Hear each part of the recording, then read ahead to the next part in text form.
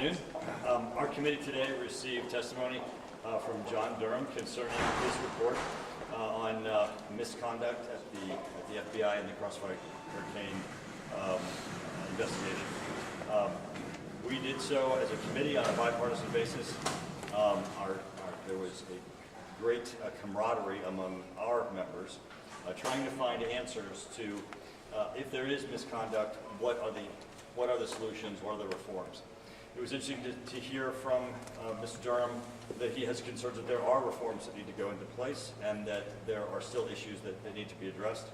And he was very forthcoming in sharing with us, and I think that we were able to get some information that would be very helpful for us in the work that we have to do on both FISA renewal, FISA reforms, and also reform issues with the FBI. And I appreciate my ranking member Jim Himes.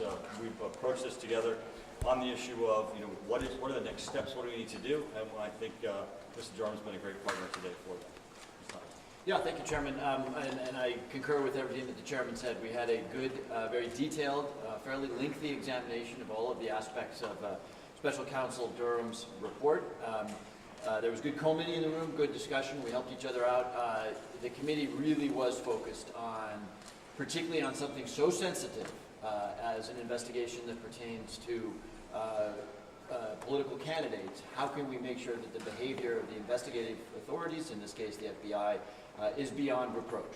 We have had, both in the Clinton investigation, the emails, and of course the Crossfire Hurricane investigations, and very recent past, very, very sensitive investigations. Who knows where we'll go in the future, but we know that we have to learn from the mistakes made in these investigations to make sure that Americans can have confidence in both the prosecutorial power of the federal government and in their elections.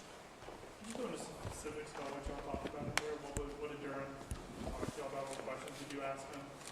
Well, our sessions are closed, and so we're not permitted to be able to tell specific questions and specific answers that occurred. We can certainly tell you our impressions, and I will tell you that both the members of the committee and Mr. Durham really embraced the substantive details within his report. I mean, he's been very thorough in his investigation and in the information that is there.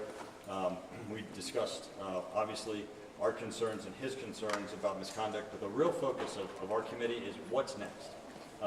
We don't want this to happen again, both to the American public, to a president, to a candidate, and how do we put steps in place we can at least try to head this off the path.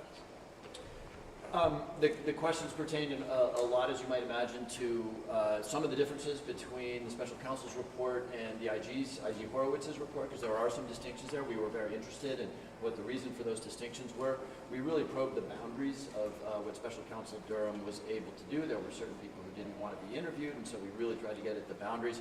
But honestly, if you read either the IG report, and I hope you do, and Special Counsel Durham's report, and I hope you do, you'll discover that the conflict is not so much in the black letter text of those reports, it's in the expectations that were built around those reports. So if you believed that the behavior of the FBI was perfect in Crossfire Hurricane, you were sorely disappointed. If you believed the Special Counsel Durham was going to uncover a massive deep state conspiracy, you were disappointed. The report itself is actually quite useful for our purposes of oversight. As far as recommendations go, the report itself didn't lay out any significant recommendations on maybe installing a new role to handle politically sensitive investigations. Can you speak a little bit about what the Special Counsel said today? Sure. So the report itself, Mr. Durham specifically states that even though he could have, he did not lay out recommendations. In our inquiries with him to ask him to come testify before our committee, he agreed that he would discuss with us his lessons learned, his issues that he thinks need to be addressed, in addition to take questions from us as to what proposals we think might be able to address it and to give his background on those. Yes. Sure. Thank you, Chairman Turner.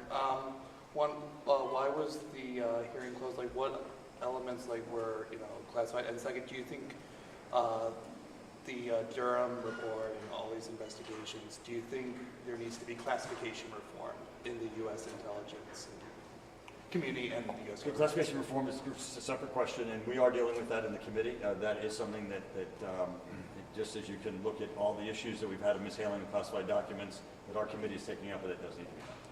Chairman, Why was it closed? As far as the FISA issue is concerned, after listening to Mr. Durham, where is the committee right now as far as re-upping FISA at this point? And what we hear very often about accountability for the FBI, and the FBI says, yeah, sure, we've already fixed everything, and then all of a sudden, I'm kind of back to a groundhog day. Where are you right now on that? Right. I don't think anybody on our committee is completely satisfied with the reforms that the FBI has undertaken. They're certainly a great start. They are responding to some of the issues and problems that are identified in the Durham report and in some of the issues and angst that members of Congress themselves have. But I think our goal in reforms to FISA will probably go beyond that and maybe even codify some of the ones that have been proposed. Yeah, I think I said this earlier. I think the committee, and I think this is pretty close to unanimous on the committee, is because we appreciate the absolutely essential quality of FISA 702 to keeping us safe from fentanyl, from terrorism, from Iranian plots. I could go on. It must be reauthorized. I also think it is unanimous that it must be reauthorized with reforms. And at the core of those reforms really is, in my opinion, U.S. person queries. And if you think about that, as the chairman said, there have been a lot of reforms already made. So the minimalist position would be, let's just do that. Of course, the maximalist position is probably, don't let the FBI do U.S. person queries or make them subject to a judicial warrant. Where we fall at the end of the day between those two extremes, if you will, I think that's still to be determined. Last couple questions. Yes. Chairman Turner, do you worry with tomorrow's public hearing in a more kind of politicized committee that what you accomplished today could be jeopardized? Well, I am glad that we went first, because I think that having Mr. Durham in this environment allowed him to be very forthcoming and very sharing of his thoughts and ideas. Certainly that tomorrow has a different purpose, but I do think that he was very comfortable at this point with the commitment that our members had on a bipartisan professional basis to deal with his work to share with us. Yeah, the world is different when the cameras are running. Behind closed doors, when the cameras weren't running, I will tell you that on both sides there was an attempt to get at the truth, rather than what I fear you might see tomorrow, which is an attempt to maybe elide or angle the truth a little bit in the service of one's political agenda. That didn't happen in our meeting. I think that was useful for this committee. On that That'll be front, the last question. Where are you at on the shift censure resolution doing this week? We're not going to comment on that. It's about the Durham investigation. Was it your impression that the special counsel believes We already the Democrats weaponized? Just taking the FISA piece aside, I'm kind of curious what this left you thinking in terms of like other reforms of the FBI. It was very clear that Mr. Durham believes that there was misconduct, and as you've all, in reading his report, he lays out what those instances of misconduct are. He gave us the impression that some of the misconduct is individualized, like there were bad people doing bad things. But then some of it is systemic, and some of it is where we need changes so that there's higher reviews, there's higher requirements for this to ever happen again. And he did share those with us, and I do think that that gives us an opportunity. Just a quick follow-up on that question. What is your sense of, there's a lot of talk of politicization of the FBI with regard to some of what was discussed behind closed doors. Did you get a sense of whether you still think there's politicization there, or is there?